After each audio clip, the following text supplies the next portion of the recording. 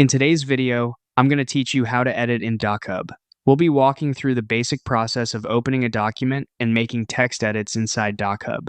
So if you're new to the platform, this is a simple way to get started. First, head over to the DocHub dashboard. This is where your documents are stored and where you can access the file you want to work on. Once you're on the dashboard, look through your files and select the document you want to edit. Click on the file to open it. After the document opens, go to the Text tool. This is the tool you'll use when you want to place new text onto the document. Click on Text, then drag and drop the text box into the area where you want it to appear. Placement matters here, so take a moment to position it carefully. Once the text box is in place, you can type your text directly into it. You may also notice additional tools at the top after placing the text box, which can help you adjust how your text looks.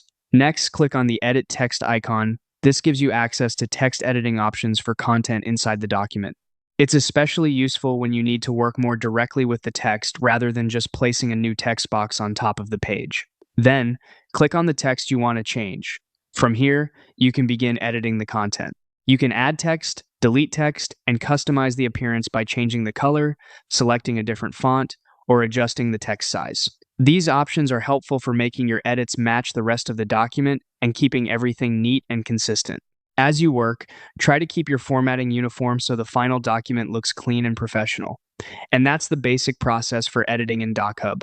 Once you've practiced it a couple of times, it becomes very